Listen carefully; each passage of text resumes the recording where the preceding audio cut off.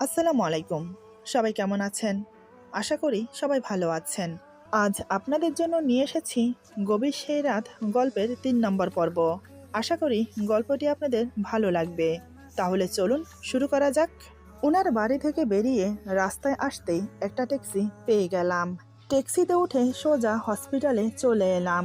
হসপিটালে এসে দেখি মা, ছোট ভাই বোন দুজন বসে আছে। শরীরের এই অবস্থা নিয়ে জোরে হাঁটতেও পারছি না। কোনো রকম পা টেনে টেনে মায়ের সামনে দাঁড়াতেই মা আমাকে অবাক করে দিয়ে উঠে এসে ঠাস ঠাস করে দুটো থাপ্পড় মেরে দেয়। আমি তো চোখ বড় বড় করে মার দিকে তাকিয়ে আছি। এটা কি হলো? মা আমাকে মারলো, কিন্তু মারলই বা কেন? আমি আবার কি করলাম? এদিকে আমার শরীর আমার সঙ্গ দিচ্ছে না। অনেক কষ্টে এই শরীরটাকে নিয়ে দাঁড়িয়ে আছি আমি। তার উপর মার এমন আচরণ, আমি যেন খেই খুঁজে পাচ্ছি না। মা বলে, তোর কোনো আকল জ্ঞান আছে? কাল রাত 1টা বাজে, কাজ আছে বলে বেরিয়ে গেলি। এত রাতে একটা যুবতী মেয়ের কি কাজ থাকতে পারে বাহিরে? আমাকে একটু বলবি, সারা রাত কোথায় কাটিয়েছিস? ফোনও সুইচ অফ করে রেখেছিস। এতবার ফোন দিলাম, ফোন বন্ধ। কি এমন মহান কাজে গিয়েছিলি বলবি? আমার কি তোর জন্য টেনশন হয় না মনে করিস? একে তো এই দিকের টেনশন, অন্যদিকে তুই আমাকে টেনশন দিয়ে মেরে ফেলবি। রাতের বেলা বাহিরের জগৎ কতটা খারাপ আমি জানি। যদি কিছু হয়ে যেত তোর, তাহলে আমাদের কি হতো একবার ভেবে দেখেছিস? আরও নানান প্রশ্নের মুখোমুখি হতে হলো আমাকে। কিন্তু আমি কোনো কথা বললাম না। সত্যি বলতে আমার কথা বলতে ইচ্ছে করছে না। সারা রাত মাঝে আমাকে নিয়ে টেনশন করেছে, সেটা আমি বেশ বুঝতে পারছি। তবে আমি কোথায় ছিলাম, সারা রাত কি করেছি, কিছুই যে বলতে পারবো না। চোখে দিয়ে টপ টপ করে জল পড়ছে, আর নিজেকে ধরে রাখার মতো অবস্থায় নেই আমি। মাকে শক্ত করে জড়িয়ে ধরে চিৎকার করে কান্না করে দিলাম। আমাকে এমন করে কান্না করতে দেখে মা তো হতভ্রম হয়ে যায়। মা বুঝতে পারছে না আমি এমন করে কান্না করছি কেন। মুহূর্তেই মার রাগ পড়ে গেল। মা আমাকে বুকে জড়িয়ে ধরে বলে, কি হয়েছে মা আমার? তুই এভাবে কাঁদছিস কেন? আমাকে বল। আমি কিছু না বলে অনেকক্ষণ কান্না করলাম। মনে হচ্ছে মনের কষ্টটা একটু হলেও হালকা হয়েছে, কিন্তু আমাকে কেমন যেন অপরাধবোধ ঘিরে ধরেছে। এমন মনে হচ্ছে আমি জেনে শুনে পাপ করেছি। একটা রাতের মধ্যেই সব কেমন যেন পাল্টে গেল। আমি মাকে ছেড়ে দিয়ে বললাম, তোমরা বসো, আমি ডাক্তারের সাথে কথা বলে আসি। মা বলে, হ্যাঁ রে মা, টাকা জোগাড় করতে পেরেছিস? আমি বললাম, হুম। মা বলে, এতগুলো টাকা কোথায় পেলি? আমি বললাম, কোথায় পেয়েছি সেটা পরে বলছি, আগে টাকাটা জমা দিয়ে আসি। এই বলে ডাক্তারের কেবিনের উদ্দেশ্যে চলতে শুরু করলাম। কিন্তু আমার চলার ধরন দেখে মা বেশ অবাক হয়। মা আবার আমাকে থামিয়ে দিয়ে বলে, রোদেলা, তোর পায়ে কি হয়েছে? তুই এভাবে হাঁটছিস কেন মা? মায়ের কথা শুনে মনে মনে ঘাবড়ে গেলাম, ধরা না পড়ে যাই। আমি বললাম, আসলে টাকা নিয়ে তাড়াতাড়ি আসার সময় পা মচকে রাস্তায় পড়ে যাই। পায়ে কিছু না হলেও কোমরে ব্যথা পেয়েছি, তাই হাঁটতে একটু সমস্যা হচ্ছে। এই বলে ডাক্তারের চেম্বারে চলে এলাম। আমি ডাক্তারের কাছে গিয়ে টাকাটা জমা দিয়ে দিলাম। ঘণ্টাখানেক পর অপারেশন শুরু হলো। প্রায় 3 ঘন্টা প্রচেষ্টার পর বাবার অপারেশন শেষ হলো। ডাক্তার জানালো এখন বিপদমুক্ত, তবে জ্ঞান ফিরতে কিছুটা সময় লাগবে। ডাক্তারের কথা শুনে মনে মনে স্বস্তির নিঃশ্বাস ফেললাম। যাক, এই যাত্রায় বাবাকে বাঁচাতে পারলাম। নিজের সর্বোচ্চ হারিয়েও মুখে এখন জয়ের হাসি। অন্তত মাথার উপরের ছায়াটা তো আছে। এদিকে বাবাকে নিয়ে ব্যস্ত থাকার কারণে আমি ভুলে গিয়েছিলাম যে আমাকে ডাক্তারের কাছে যেতে হতো। হসপিটালের ডাক্তার দেখালে সমস্যা হবে যদি মা কিছু জেনে যায়। তাই আমি খাবার আনার নাম দিয়ে বেরিয়ে গেলাম। হসপিটাল থেকে কিছুটা দূরে একটা ছোটোখাটো ডাক্তারের দোকান আছে, মানে ফার্মেসি। সেখানে ডাক্তারও বসে। আমি গিয়ে আমার সমস্যার কথা বললাম, যদিও কথাগুলো বলতে আমার বিবেকে বাধছে। আসলে কাল রাতে স্যারের সাথে শারীরিক সম্পর্ক হয়েছে আমার। যদি কিছু হয়ে যায়, উনি তো কোনো সেফটি ইউজ করেনি, তাই এখন ডাক্তারের কাছে আসা। ডাক্তার আমাকে পিল দিয়ে বলে, এখান থেকে দুটো খেয়ে নিন, তাহলে আর কোনো সমস্যা হবে না। আসলে আমি এসব সম্বন্ধে কিছুই জানি না। জিজ্ঞেস করলাম, এগুলো কি সবসময় খেতে হয়? ডাক্তার বলে স্বামীর সাথে নিয়মিত সঙ্গম করলে প্রতিদিনই খেতে হবে। যদি বাচ্চা নিতে না চান তাহলে। আমি বললাম, বুঝেছি। আচ্ছা, এই লাল ট্যাবলেটগুলো কি? ডাক্তার বলে সাদা ট্যাবলেটগুলো মূলত বাচ্চা না হওয়ার জন্য খায়, আর লাল ট্যাবলেটগুলো পিরিয়ড হওয়ার জন্য খায়। এই যে এখানটায় টিক চিহ্ন দেখছেন, এখান থেকে খাওয়া শুরু করবেন প্রতি রাতে একটা। এটা এভাবে রাউন্ড রাউন্ড করে প্রতিটা ওষুধ খুলবেন। তবে সাবধান, উল্টোপাল্টা ওষুধ খুলবেন না, তাহলে কিন্তু হিতে বিপরীত হবে। আশা করি বুঝতে পেরেছেন। আমি বললাম, তারপর আর কিছু ব্যথার ওষুধ নিয়ে বেরিয়ে এলাম। পাশে ছোট এক স্টল থেকে মিনারেল ওয়াটার কিনে ওষুধগুলো পরপর খুলে খেয়ে নিলাম। এখন একটু শরীর বিশ্রাম চাইছে। আমি কিছু খাবার কিনে আবার হসপিটালে গেলাম, কিন্তু ওষুধগুলো খাওয়ার পর থেকে কেমন যেন মাথাটা ঘুরছে। আমি কিভাবে যে পায়ে হেঁটে হসপিটালে এসেছি সেটা আমি নিজেও জানি না। মাকে খাবারগুলো দিতেই মা বলে, তুই বরং ওদেরকে নিয়ে বাসায় যা। আমি এখানে আছি তোর বাবার কাছে। এখানে ওদের থাকতে খুব অসুবিধা হচ্ছে, আর তোরও শরীর ভালো না, একটু বিশ্রাম নিলে ঠিক হয়ে যাবে। সত্যি আমি মনে মনে এটাই চেয়েছিলাম। মা বলাতে আমি আর আপত্তি করলাম না। ভাই বোনদেরকে নিয়ে বাসায় চলে এলাম। বাসায় এসে ওরা ওদের রুমে চলে গেল, আমি আমার রুমে চলে এলাম। রুমে এসে দরজা লাগিয়ে বিছানায় চিত হয়ে শুয়ে পড়লাম। মাথার উপর সিলিংয়ে ঝুলে থাকা ফ্যানের দিকে তাকিয়ে ভাবনায় ডুবে গেলাম। কাল রাতে আমার সাথে কি কি হলো সেগুলো একটার পর একটা চোখে ভাসতে লাগলো, আর অজান্তেই চোখ দিয়ে জল গড়িয়ে পড়ছে। নিজেকে আর ধরে রাখতে পারলাম না। বালিশ বুকে জড়িয়ে ইচ্ছে মতো কান্না করলাম। বেশ কিছুক্ষণ কান্না করার পর উঠে গেলাম গোসল করতে। পাক্কা 1 ঘন্টা গায়ে পানি ঢাললাম, কিন্তু আমার মনে হচ্ছে ওনার স্পর্শ এখনো আমার গায়ে লেগে আছে। এত পানি ঢালছি, মনে হচ্ছে যাচ্ছে না। 2 হাত দিয়ে মুখ চেপে ধরে গোসলখানার মেঝেতে বসে পড়লাম। আমার ইচ্ছে করছে আমি নিজেকে শেষ করে দেই। আরও বেশ কিছুক্ষণ পানি ঢেলে বেরিয়ে এলাম। তারপর বিছানায় নিজের শরীরটা এলিয়ে দিলাম। নানান কথা ভাবতে ভাবতে একসময় ঘুমিয়ে পড়লাম। ঘুম ভাঙল সন্ধ্যায়। শরীরের ব্যথার কারণে জ্বর এসেছে। বিছানা থেকে ওঠার অবস্থায় নেই আমি এখন। দুপুরে খালি পেটে ওষুধগুলো খাওয়ার পর থেকে শুধু মাথা ঘুরছে। এখন সেটা যেন আরও তীব্র হয়েছে। সন্ধ্যা পেরিয়ে রাত হলো, অথচ আমি ঘুম থেকে উঠছি না দেখে আমার ছোট বোন রুমে এলো। এসে দেখে আমি শুয়ে আছি। আমার পাশে এসে আমার কপালে হাত রেখে দেখে আমার গায়ে জ্বর এসেছে। রূপা বলে, আরে আপু, তোর তো জ্বর এসেছে, জ্বর বাঁধালে কি করে? দাঁড়া, আমি তোর কপালে জলপট্টি দিচ্ছি। এই বলে রূপা আমার কপালে জলপট্টি দিতে লাগলো। বেশ কিছুক্ষণ জলপট্টি দেওয়ার পর জ্বর কিছুটা কমে এলো। সেদিন আমি আর হসপিটালে যেতে পারিনি। ওরা দুজন গিয়ে মাকে খাবার দিয়ে এলো। আমার জ্বর এসেছে শুনে মা ওদের দুজনকে আমার কাছে থাকতে বলল। তাই ওরা রাতের দিকে বাসায় চলে আসে। প্রায় 4 দিন আমি জ্বরে ভুগেছি। মোট কথা বিছানা থেকে উঠতে পারিনি। তাই হসপিটালে যাওয়া হয়নি, এমনকি অফিসেও যেতে পারিনি। আজ একটু সুস্থ বোধ করছি।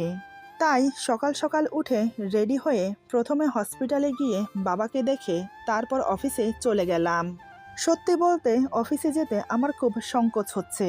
কারণ একটাই, সেটা হলো রাজ স্যার। ওনার প্রতি যে আমার মনে একটা ঘৃণা জন্মেছে সেটা আমি বেশ বুঝতে পারছি, কিন্তু সেটা মুখে প্রকাশ করা যাবে না। কারণ উনি তো আর আমাকে জোর করেনি। আমার প্রয়োজনে আমি নিজেকে সঁপে দিয়েছি। আর তার চেয়ে বড় কথা হলো, যদি এই চাকরিটা চলে যায় তাহলে তো না খেতে পেয়ে মরব। বাবার ওষুধের খরচ, সংসারের খরচ কিভাবে চলবে? তাই আমাকে চুপ করে থাকতে হবে। মনে মনে কথাগুলো ভেবে কেবিনে গিয়ে বসলাম। কেবিনে গিয়ে বসতেই কয়েকজন অফিসের কলিগ এসে আমাকে জিজ্ঞেস করে, কিরে রোদেলা, এই 4 দিন আসিসনি কেন? তোর চোখ মুখ দেখে তো মনে হচ্ছে তুই অসুস্থ। আমি বললাম, ওই একটু জ্বর হয়েছিল। রিনা বলে, তাই বল, এখন কেমন আছিস? আমি বললাম, এই তো মোটামুটি আছি। সুমা বলে, জানিস রাজ স্যার 2 দিন ধরে তোর খোঁজ করছে। এটা শুনে আমার বুকের ভেতরটা মোচড় দিয়ে উঠল। আমি শুকনো ঢোক গিলে বললাম, কেন? সোমা বলে, তা তো জানি না। এই বলে ওরা যে যার জায়গায় বসে পড়ে। যা হয়েছে ওইসব নিয়ে আমি মোটেও ভাবতে চাই না। ভাবলে যে কোনো সমাধান হবে না তা আমি খুব ভালো করেই জানি। তাই আমি আমার কাজে মন দিলাম। বেশ কিছুক্ষণ পর রাজ স্যার ফোনে কার সাথে কথা বলতে বলতে নিজের কেবিন থেকে বেরিয়ে এলো। আমি দেখেও না দেখার ভান করে কাজ করে যাচ্ছি। মনে মনে দোয়া করছি যেন আমাকে কিছু না বলে। কিন্তু না, ফোনে কথা বলা অবস্থাতেও ওনার চোখ আমার দিকে। উনি কথা বলতে বলতে একদম আমার সামনে এসে দাঁড়ায়। কল হোল্ডে রেখে আমাকে উদ্দেশ্য করে বলে, রোদেলা, আমার কেবিনে এসো এখন। কথাটা শুনে আমি চমকে উঠলাম। হঠাৎ আমাকে কেবিনে কেন ডাকছে? আগের বিষয় নিয়ে কিছু বলবে না তো? স্যার বাহিরে না গিয়ে সোজা আবার নিজের কেবিনে চলে গেল। আমি আর কি করব? না চাইতেও আমি ওনার পেছন পেছন ওনার কেবিনে গেলাম। সবাই আমাদের দিকে তাকিয়ে আছে। সবাই হয়তো মনে মনে ভাবছে 4 দিন না আসার কারণে আমাকে বকাঝকা করার জন্য ডাকছে। কিন্তু আমি জানি তিনি আমাকে অন্য কারণে ডাকছে। কিন্তু কি সেটা? আমি মনে মনে দোয়া করছি যেন গভীর সেই রাতের কথা না ওঠে। কেবিনে প্রবেশ করার সাথে সাথে স্যার দরজা বন্ধ করে দিল। আমি তো এদিকে ভয়ে কাঁপতে শুরু করেছি। এর আগেও আমরা যে কেউ আসি কেবিনের দরজা বন্ধ করে ভেতরে প্রবেশ করি, কিন্তু আজ স্যার দরজা শুধু বন্ধ করে দেয়নি, একদম লক করে দিয়েছে। এদিকে ভয়ে আমার গলা শুকিয়ে এসেছে। আমি ঘন ঘন ঢোক গিলছি। স্যার ফোনে কথা বলায় ব্যস্ত থাকলেও ওনার নজর আমার দিকে। আমি যে ভয়ে থরথর করে কাঁপছি, এমনকি শুকনো শুকনো ঢোক গিলছি, কোনোটাই ওনার চোখ এড়ালো না। কথা বলা অবস্থাতেও উনি একটা চেয়ার টেনে আমার বাহু ধরে বসিয়ে দেয়। তারপর ওনার জন্য রাখা পানির গ্লাসটা আমার হাতে দিয়ে ইশারায় বলে, খেয়ে নাও। কি বলবো আমি? আমার হাতে পানির গ্লাসটা দিয়েছে বটে, কিন্তু আমার হাত এমনভাবে কাঁপছে গ্লাসের অর্ধেক পানি ঝলকে মেঝেতে পড়ে গেছে। আমি কোনো রকম 2 হাতে পানির গ্লাসটা ধরে বাকি পানিটা ঢকঢক করে গিলে নিলাম, কিন্তু তাতেও আমি স্বস্তি ফিরে পাচ্ছি না। উনি দরজা লক করে দিল কেন? ওনার মতলব কি আবার? আরও বেশ কিছুক্ষণ পর স্যার কথা বলা শেষ করে ফোন কেটে দিল। এবার আমার দিকে বেশ কিছুক্ষণ ভালো করে দেখে বলে, রোদেলা, তুমি ঠিক আছো? আমি নিচের দিকে তাকিয়ে থেকে ওড়না দিয়ে মুখ মুছে বললাম, হুম। স্যার বলে, তাহলে এভাবে কাঁপছো কেন? কি হয়েছে? তোমার শরীর ভালো তো? কথাটা বলতে বলতে উনি আমার একদম কাছে চলে আসে। আমি তৎক্ষণাৎ চেয়ার থেকে উঠে পিছিয়ে যাই। আমার কাণ্ড দেখে স্যার বলে, আরে আরে, পড়ে যাবে তো, এমন করছো কেন? আর ভয় পেও না, আমি তোমাকে কিছু করব না। আমি তো তোমাকে ডেকেছি একটা ফাইল দেওয়ার জন্য। আমি বললাম, ফাইলটা দিন, আমি চলে যাই। স্যার বেশ বুঝতে পারল আমি মোটেও স্বাভাবিক নেই। তাই উনি কথা না বাড়িয়ে ফাইলটা আমার হাতে দিয়ে বলে, এই ফাইলটা আজকের দিনের অংশে শেষ করো, সন্ধ্যায় এটা চাই আমার। এবার তুমি আসতে পারো। ফাইলটা নিয়ে আমি এক প্রকার ছুটে বেরিয়ে এলাম রুম থেকে বেরিয়ে হাঁপ ছেড়ে বাঁচলাম। আমার অবস্থা দেখে আশেপাশের সবাই বলে ওঠে, রোদেলা, কি হয়েছে? কোনো সমস্যা? আমি তৎক্ষণাৎ ওদেরকে বুঝতে না দিয়ে নিজেকে স্বাভাবিক করে নিয়ে বললাম, ও কিছু না, একটু অসুস্থ বোধ করছি। একজন বলে, শরীর যখন ভালো না তাহলে ছুটি নিয়ে চলে যা। আমি বললাম, এমনিতেও 4 দিন আসেনি, এখন আবার ছুটি চাইলে দেবে না। আর এমনিতেও অনেকগুলো কাজ বাকি আছে আমার, এগুলো শেষ করতে হবে। এই বলে নিজের কেবিনে চলে এলাম। চেয়ারে বসে বেশ কিছুক্ষণ চোখ বন্ধ করে হেলান দিয়ে শুয়ে থাকলাম। অনেকটা সময় লাগলো নিজেকে পুরোপুরিভাবে শান্ত করতে। সত্যিই কি উনি আমাকে ফাইল দেওয়ার জন্য ডেকেছিল, নাকি ওনার মতলব অন্য কিছু ছিল? যদি ফাইলই দেবে তাহলে অমন করে দরজা লক করলো কেন? কথাটা নিয়ে অনেকক্ষণ ভাবলাম, কোনো উত্তর খুঁজে পেলাম না। তাই স্যারের দেওয়া ফাইলের কাজটা করতে লাগলাম। বিকেলের দিকে স্যারের কেবিনে গিয়ে ফাইলটা দিয়ে আসলাম। তখন অবশ্য কিছু বলেনি। রাত 8টার দিকে অফিস ছুটি হওয়ার পর সোজা হসপিটালে গেলাম। আমি অসুস্থ থাকার কারণে কয়দিন মা ছিল বাবার কাছে। এখন যখন একটু সুস্থ বোধ করছি তাই মাকে বাসায় পাঠিয়ে দিলাম। বাবাকে এখন বেডে দেওয়া হয়েছে, তবে কথা বলা একদম নিষেধ। তাই ইশারাতে যা বলার বলে। এভাবেই 2 সপ্তাহ কেটে গেল। নিয়মিত অফিসে যাচ্ছি, আবার হসপিটালে বাবাকেও দেখতে যাচ্ছি। একদিন মা থাকে তো অন্যদিন আমি থাকি। ছোট ভাই বোন দুজনের স্কুল আছে, তাই ওদেরকে তেমন একটা হসপিটালে আসতে দেয় না। অন্যদিকে স্যার ওই দিনের রাতের ব্যাপারে কিছু বলেনি, বা টাকাটা দিয়ে আমি কি করেছি সেটাও জানতে চাইনি।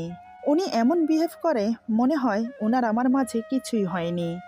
যাই হোক, আমি আর যা হয়েছে তা নিয়ে ভাবা ছেড়ে দিয়েছি, কারণ ভেবে তো কিছু করার নেই। যা হারিয়েছি তা তো আর ফিরে পাবো না, সবই আমার নিয়তি।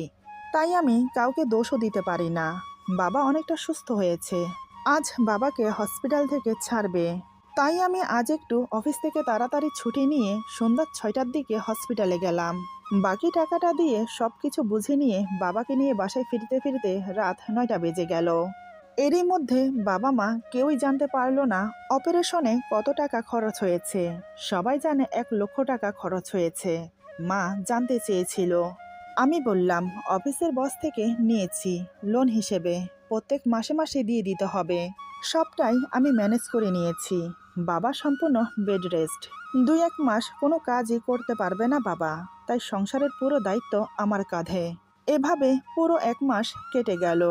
আমি তো ভেবেই নিয়েছি সামনে আর কোনো সমস্যা হবে না, কিন্তু আমার ধারণা সম্পূর্ণ ভুল করে দিয়ে একদিন সন্ধ্যার দিকে স্যার আমাকে কেবিনে ডাকলো। আমি ভাবলাম হয়তো কোনো কাজের জন্য ডাকছে। গেলাম স্যারের কেবিনে। সত্যি কথা বলতে যতই আমি ভুলে থাকতে চাই, ভুলে থাকা কি যায়? স্যারকে দেখলেই আমার সেই রাতের কথা মনে পড়ে।